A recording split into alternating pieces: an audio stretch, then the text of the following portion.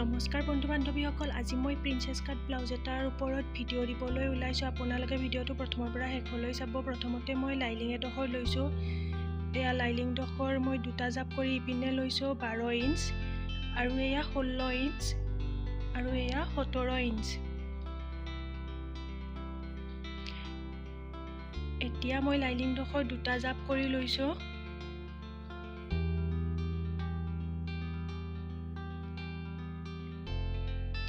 প্ৰথমতে মই এতিয়া ডিঙিটোৰ কাৰণে ল'ম ইপিনে 3 ইঞ্চ,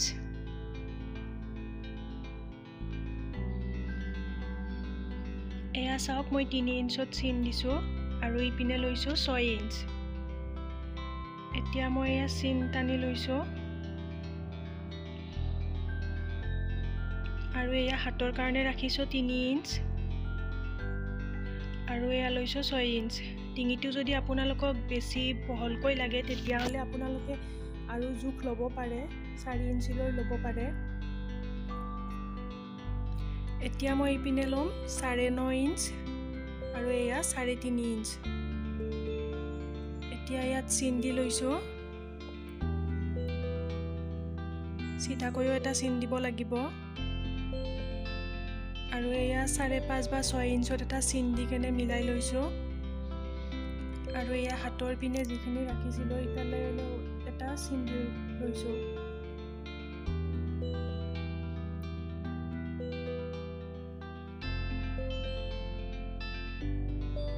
এয়া মই ডিঙিটো ৰাউণ্ড শ্বেপ দি মিলাই দিছোঁ। আপোনালোকে কিবা ডিজাইন লাগিলে ডিজাইন দিবও পাৰিব। এতিয়া মই লাইলিংডোখৰৰ নিচিনা ঠিক একে জোখৰে ব্লাউজ পিচটো কাটি লৈছোঁ। একে ইপিনে লৈছোঁ 12 ইঞ্চ, আৰু এয়া 16-17।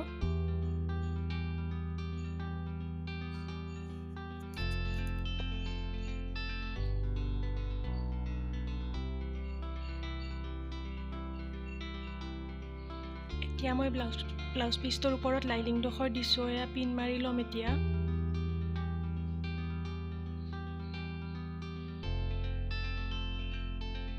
ব্লাউজবিলাকৰ চাইজ অনুসৰি জোখবিলাকো বেলেগ বেলেগ হয়। এইটো 34 চাইজৰ হয়।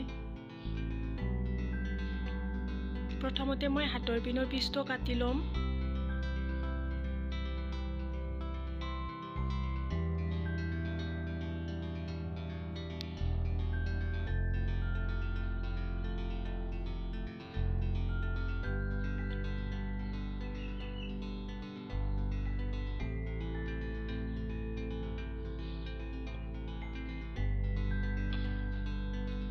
এয়া হাতৰ পিনৰ পিচটো কাটি উলিয়াইছোঁ।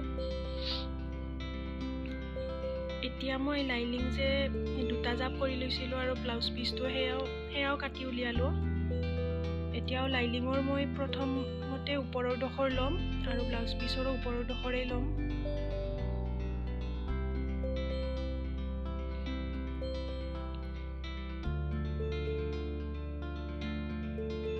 এতিয়া মই ডিঙিৰ পিনৰ পিচটোও কাটি উলিয়াম। ৰাউণ্ড শ্বেপ দিছিলোঁ, এয়া চাওক।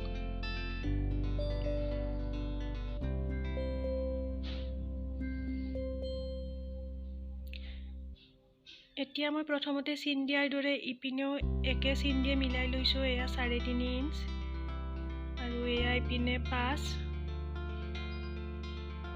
একে জোখৰ চিন দিয়ে মিলাই লৈছোঁ, প্ৰথমতে যেনেকৈ লৈছিলোঁ।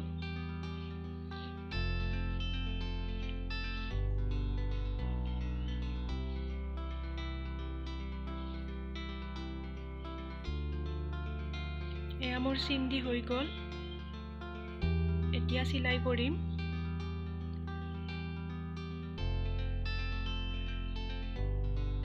ব্লাউজ পিচটোৰ ওপৰত লাইলিংডোখৰ দিছোঁ। যিটো ছাইডত মই লাইলিংডোখৰত কাঠ পেঞ্চিলেৰে চিন মাৰিছিলোঁ সেইটো ডোখৰ মই তলপিনে কৰি লৈ চিলাই ল'ম।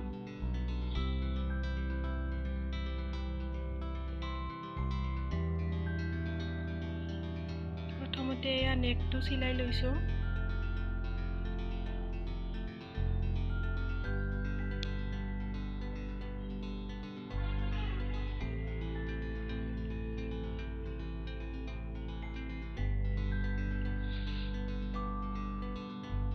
সেই চিলাইটোৰ ওপৰত এতিয়া মই আকৌ আকৌ এটা ৰিপিট মাৰি দিম লাইলিং ডখৰ আৰু ব্লাউজ পিচটোৰ ওপৰেৰে এয়া চাওক ৰিপিটটো মাৰি দিলে ফিনিচিংটো ভাল হয়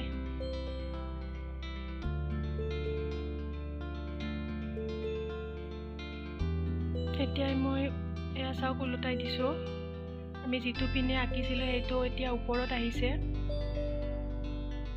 এতিয়া মই টেকিং মাৰিবলৈ সুবিধা হ'ব এতিয়া মই ডিঙিটোৰ পিনৰ পিচটো আকৌ চিলাই লৈছো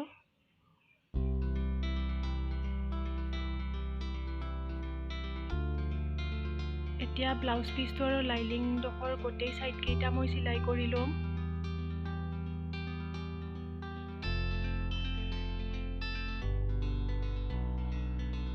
এয়া চাওক লাইলিং আৰু ব্লাউজ পিচ দুয়োটা মিলাই লৈ চিলাই দিছো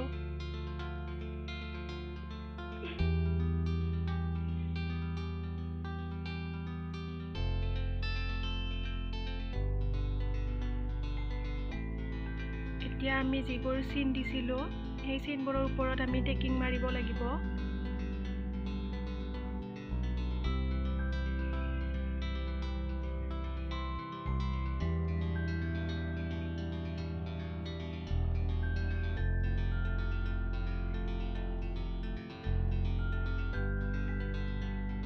ক্ষীণ মানুহৰ কাৰণে বিশেষকৈ এই প্ৰিন্সেছ কাট ব্লাউজ কেইটা বহুত ভাল দেখি ক্ষীণ মানুহক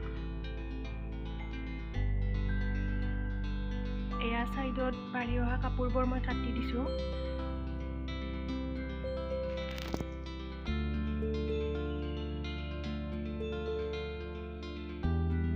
এতিয়া মই চিন দিছিলো যে জোখ লৈ লৈ তাত মই টেকিং মাৰিম টেকিং কেইটা মাৰোতে আপোনালোকে চাব যাতে গোটেইখিনি চিলাই নিদিয়ে 1 বা 1.5 ইঞ্চ মান ৰাখি দিব এয়া চাওক মই ৰাখি দিছো 1.5 ইঞ্চ মান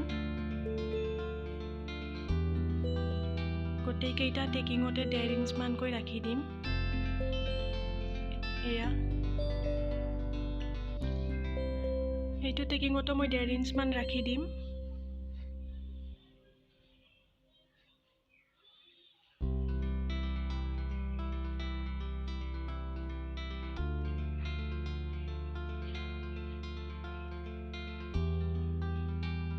এনেকৈ টেকিং মাৰি চিলোৱা ব্লাউজত পেড নলগালেও হয়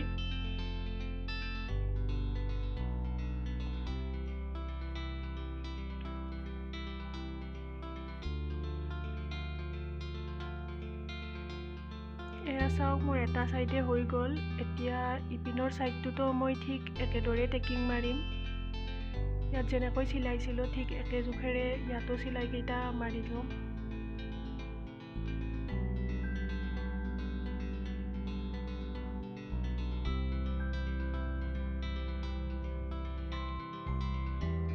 টেকিং কেইটা মাৰোতে চাব বহুত বেছিকৈ চিলাব নালাগে কাপোৰ কমকৈ ললেও হ'ব